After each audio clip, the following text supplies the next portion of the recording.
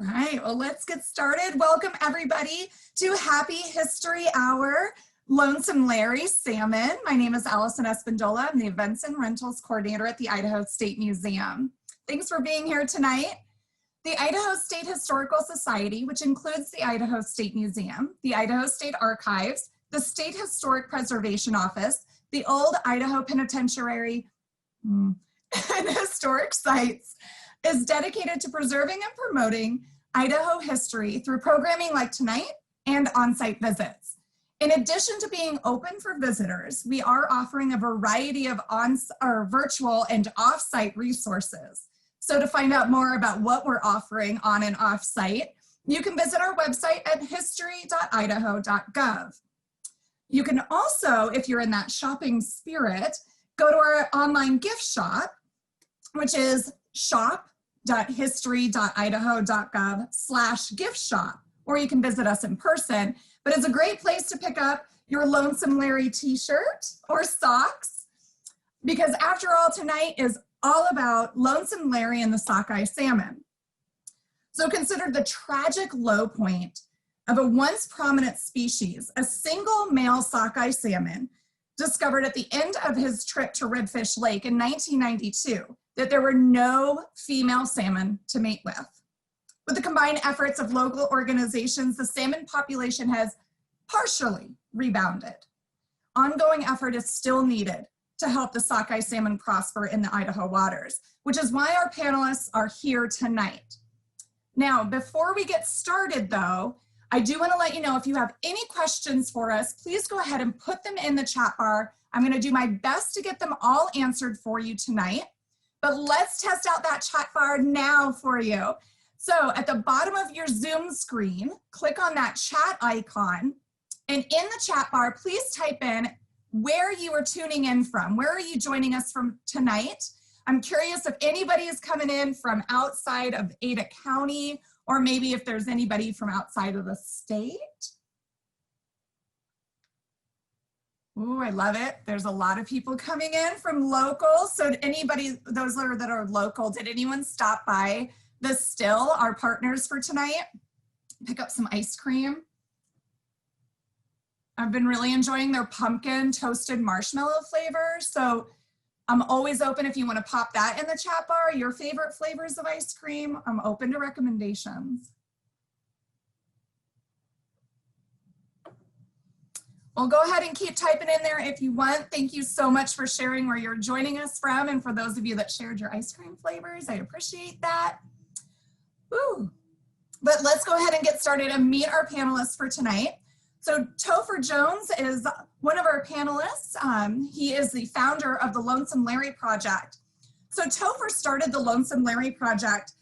He is a 12-year-old Boise resident to raise awareness and help save threatened fish species like the sockeye salmon.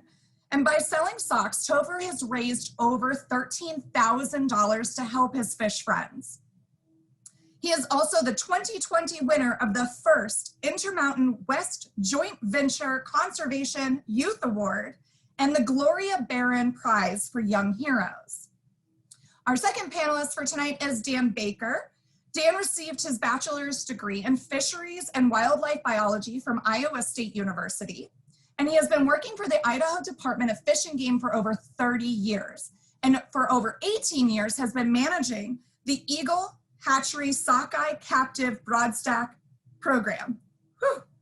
Welcome, Dan and Topher. Thank you guys for being here. Topher, I would love for you to start us off tonight. If you could share a little bit about what events really led up to 1992 and Lonesome Larry. Hi, I'm so glad to be here.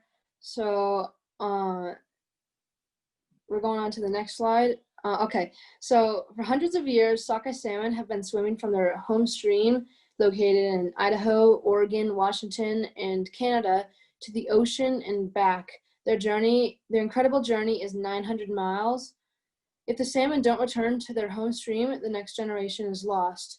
They have an extremely incredible journey, and it's crazy that they're able to make it. In the 1800s, an estimated 25,000 to 35,000 sockeye salmon would return yearly to the Sawtooth Valley and Payette River Basin in Idaho to spawn. In 1992, only one sockeye salmon returned from the ocean and made it back to its home in Redfish Lake near Stanley, Idaho. He was nicknamed by the press Lonesome Larry. There have been years when no sockeye salmon have returned. These incredible fish face many dangers along the way, preventing their return. Global climate change produces ocean acidification and warmer water temperatures, which kills the fish.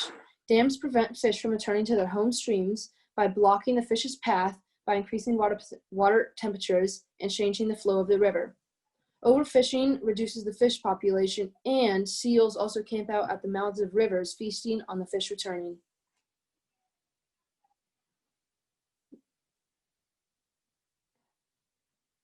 That's the wrong slide. Perfect. Thank you so much for sharing about that, Topher. It's pretty amazing, that 900-mile journey to get back to someplace. That's incredible. So Dan, what efforts were really taken once, especially with Lonesome Larry, what efforts were taken to really restore that fish population, especially here in Idaho? Right. Yeah. Thank you, Allison, and thanks for having me be part of this panel. And thank you, Topher, for what you do with the Lonesome Larry Project and a lead into this program. I'd like to just give a little bit more of some background on how this program began. And back in 1991, the sockeye salmon, Snake River sockeye salmon, were listed endangered. And from this point, sockeye salmon captive broodstock program was initiated and funded through Bonneville Power Administration. Cooperators with the program included Idaho Fish and Game, NOAA Fisheries, Shoshone-Bannock Tribe, and University of Idaho, who provided some genetics expertise for us. The initial goal of the program was to develop fish rearing protocols to rear sockeye in captivity from egg all the way through adult, and to try to build up this population and to protect the genetics of the remaining population. So in order to start this captive broodstock, we started collecting smolts that were immigrating from Redfish Lake from 1991 through 93, and those smolts were brought into, transferred to Eagle Fish Hatchery here, and brought into captivity and reared through maturation. We also collected residual sockeyes from Redfish Lake, from the spawning grounds there, and transferred those to Eagle Fish Hatchery, along with trapping adults as they returned from the ocean from 1991 through 98.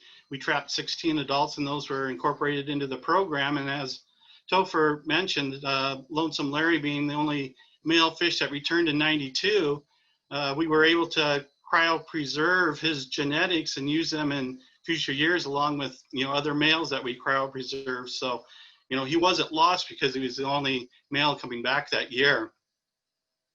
And we also have monitoring and evaluation that takes place in the Sawtooth Basin lakes.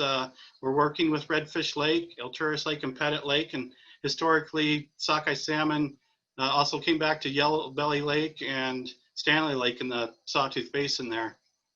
Some of the programs, monitoring evaluation programs in the lakes included just monitoring outmigration of smolts from the lakes, collecting limnology data from the lakes, and monitoring kokanee populations. One of the early questions that we wanted to answer with the lakes was what kind of release strategies would work best for each of the, to help recover and rebuild this population. So we worked with releasing night eggs into the lake into special boxes. These eggs would incubate in the lake over winter and then hatch out and move out into the lake to live. The pre-smolts, we sort of jump-started them in a hatchery setting. They'd rear in a hatchery for the first year, and we released to the lakes in the fall. They'd overwinter in the fall and then out-migrate the following spring as smolts, working with rearing to a full smolt and releasing directly into the Redfish Lake and Salmon River, or working to release adults back into the lake so they could spawn naturally in the lake to produce offspring and out-migrating smolts. So those were what we were evaluating early on with the program. Thank you, Dan.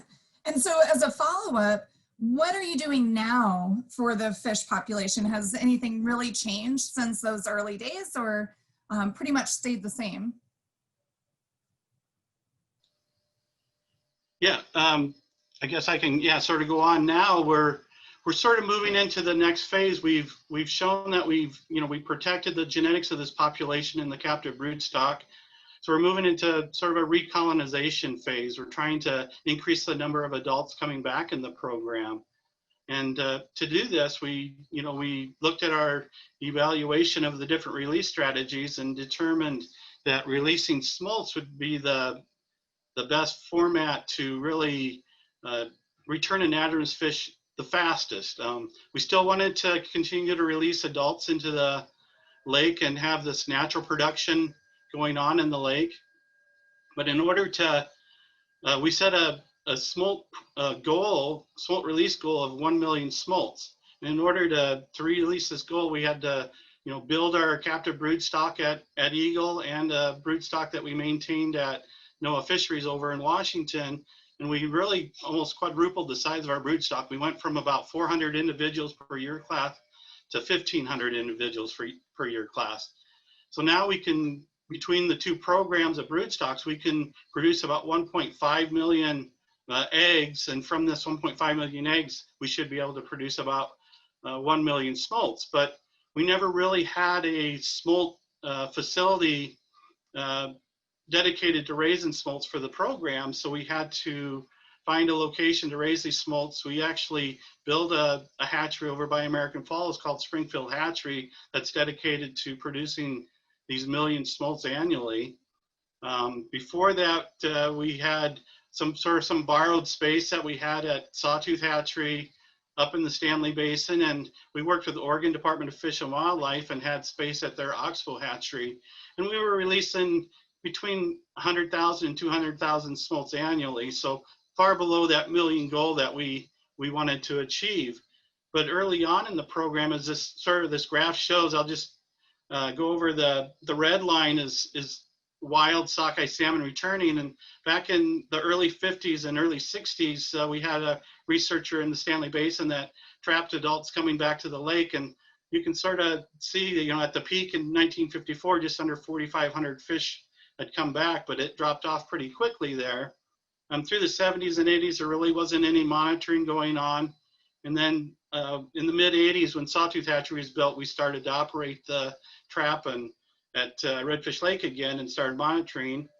The blue line there, it corresponds to captive results from the captive rearing program. So as we started releasing smolts into the system, pre-smolts, egg boxes, we started to build adults coming back as a result of our captive program. So smolt programs that began back around 2006 started producing adults in 2008 coming back, and we actually had 650 adults come back in 2008. And we hit a peak in 2014 when we had just over 1,500 adults come back. It's dropped off a little bit there, but we're hoping as Springfield gets, comes up to full production and we get some good out-migration from releases, that we'll move on from that and start to build our numbers coming back. The next phase of this is sort of to rebuild our trap and our Redfish Lake trap. And as we start to increase the number of smolts coming back, we needed to sort of rebuild that trap and to be able to trap adults coming back and move on from there. And I just wanted to point out part of that trap was rebuilt in 2018. And now we're looking at putting a grant that we received from the Idaho Fish and Wildlife Foundation to build an educational kiosk there. And we're directly using funds that Topher's raised through his program in order to construct this educational kiosk there for the public. So as tourists and campers in that area will have a place to come down and read about the program. So thanks, Topher, for everything you've done with this. Awesome, thank you, Dan. And that's a perfect lead-in because I would love for Topher to explain a little bit more about what he's been up to really working on to help protect and save the sockeye salmon, an endangered fish species. Oh, and before you get going, Topher, I do want to point out, I think we have matching t-shirts on tonight. Yeah, we do. Here's mine. Okay, so I'm going to start out with why are salmon important? These native fish are extremely important to the environment. Once they die, their body's nutrients help trees and other plants grow, making their ecosystem healthy, which is really important for the salmon's survival.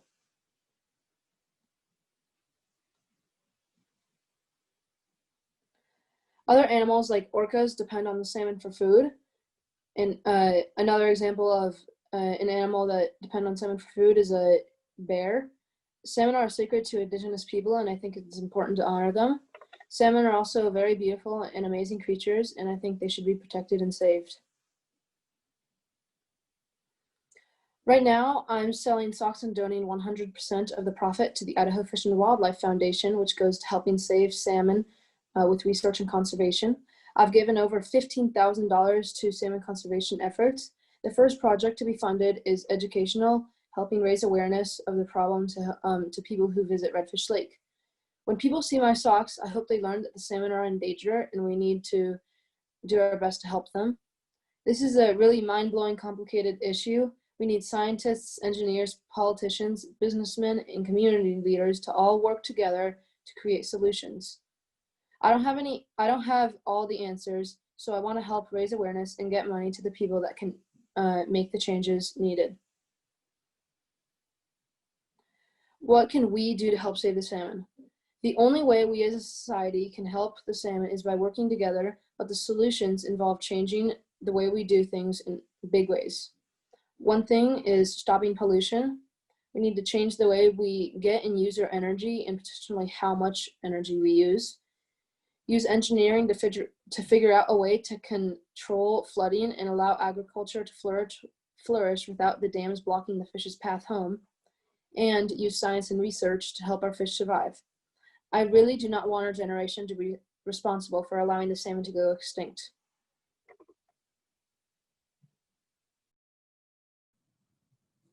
Thank you. That's a pretty bold and great call to action for people to recognize that this is an incredibly valuable resource, these fish, and amazing for our ecosystem. And no, we don't want them to go extinct. Before we keep going on, I do want to have a reminder, type your questions in the chat bar for our panelists if you have any of those questions. And before we start talking about the future of salmon, I do want to find out from you all, what other topics from our guests tonight would you be interested in learning about? So in just a second, you are going to see a poll pop up on your screen. Here it comes. So if you could go ahead and take just a second to submit your answers here. I'd love to know what other things you would want to learn about. Oh, perfect. We already see a lot of wildlife and organization interest, naturally. Very nice. Ooh, we're getting lots of variety now.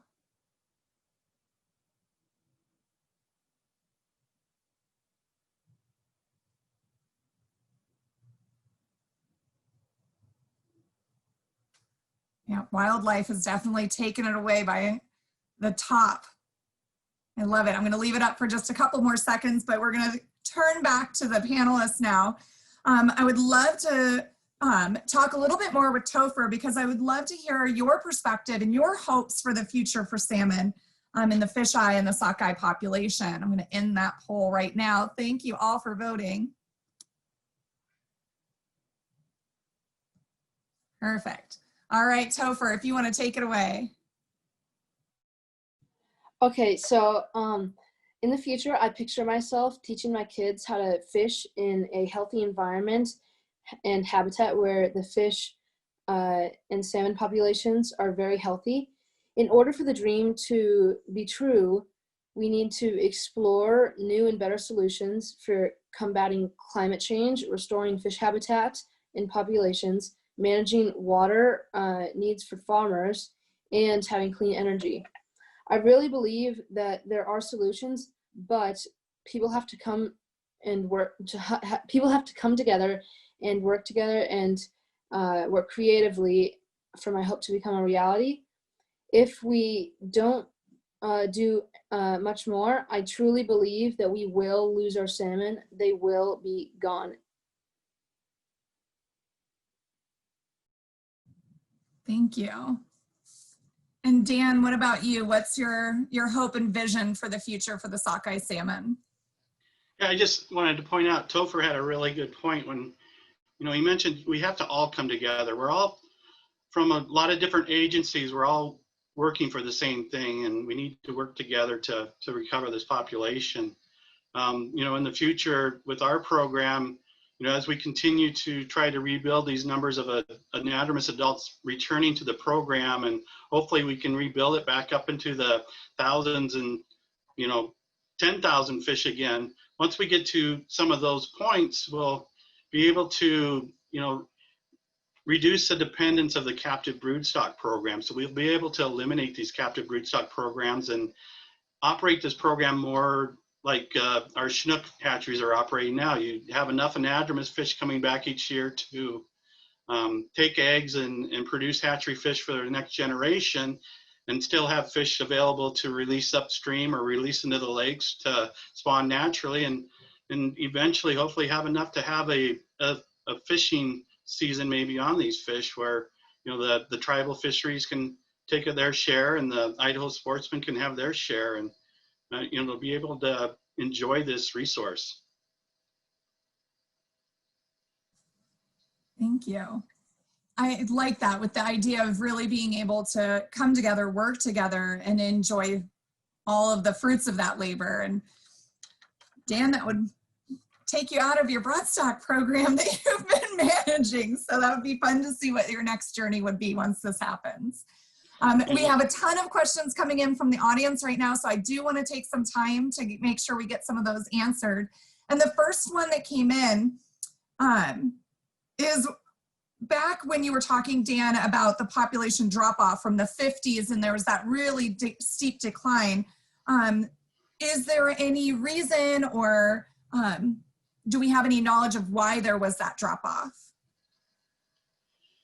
Yeah, we do. There's a lot of factors at play, and it's hard to pinpoint one thing, whether, the environment's changing, there's, fishing pressure and predators and just the whole gamut of things. And I think you just need to remember everybody's working to try to rebuild this population. There's no us against them. It's not, the power companies, against us. They're putting, they're funding this program and putting a lot of money, annually into salmon programs to try to make improvements at their dams to improve passage to, both downstream and upstream. So, it's hard to pinpoint, one thing. It's just that, everything's working together, and, the sockeye have it a little bit harder. They migrate a little bit later in the year. So if there's any temperature concerns, if we had a hot summer and the river warms up fast, we could have mortality in the river. And I mentioned 2014 was our highest return. 2015 was starting out to be even a higher return, but that was the year we had a real hot summer, and we lost a lot of salmon in the lower Columbia because of water temperatures. And some of those things are just beyond our control. And right now we're dealing with a little bit poorer ocean conditions. And how do you change the ocean condition? You got such a big expanse of area that these fish live in out there, and it's hard to really change one thing and expect the numbers to really bounce back. And that's a great lead into another question that came in, because there are some things that we can mitigate, and there's some things that are really challenging too. And I don't know where this question falls in, but about the seals, is there any way, or is there anything being done to mitigate seals and other wildlife from destroying the salmon?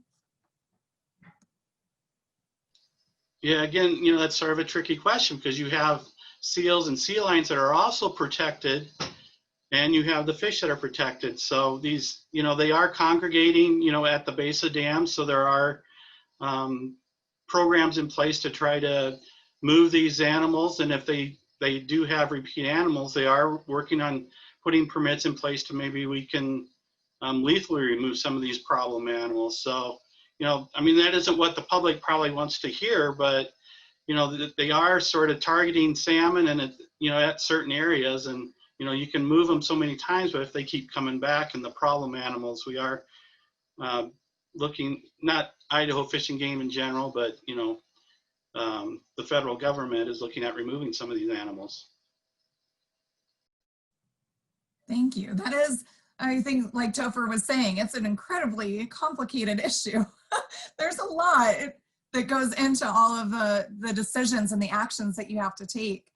I do want to ask Topher, we have a bunch of questions coming in specifically about how they can purchase socks, t-shirts, and then also, are there plans for restocking t-shirts in different sizes, like in extra large? So would you mind sharing a little bit about that? Yeah, totally. So to buy any of my products, whether it's keychains, bottle openers, socks, or t-shirts, you can visit my website at www.lonesomelaryproject.com. Yes, we are, I am going back to restock some of the t-shirts. They're still pretty new, so we only did a small order at first, so I'm going to get a bigger stock. So all your t-shirts will be back. Yeah. Perfect. And I think we have time for one more question that came in. And this question is about Idaho Fish and Game. So do you work with the University of Idaho Fish Research Center in Hagerman? We do a little bit indirectly, not too much right now. We do have, you know, early in the program I mentioned, University of Idaho was providing genetic support. We've moved away from that, and we sort of have our own in-house genetics lab here at Eagle Fish Genetics Lab here at the site of the hatchery. So we use our in-house geneticists to do our work right now. Perfect. Well, thank you. Thank you so much to our guest panelists and also to all of you for tuning in tonight. We are committed to providing opportunities like this to you, our guests and our visitors. But the only way that we can do that is by figuring out what you want. So in just a second in that chat bar, I'm going to share with you a link to a short survey. Please go ahead and fill out that survey. Tell us a little bit about yourself and what you're interested in. That way we can continue to offer unique experiences that are customized just for you. And if you happen to miss this link in your chat bar tonight, don't you worry, you're gonna get an email tomorrow with it. But please take that time, it's just a few minutes. For up-to-date information about our events, how to become a member, make an online donation, or visit our online store for the museum to get your Lonesome Larry gear, you can visit history.idaho.gov, or you can stay up to date on our social media pages. We hope to see you at one of our sites soon. Thank you so much for tuning in tonight. Stay safe out there, everyone. Bye. Thank you, Allison. Thank you so much. Thank you, guys. Have a great night. Thanks for everything you do, Topher, too. You have a great program going there.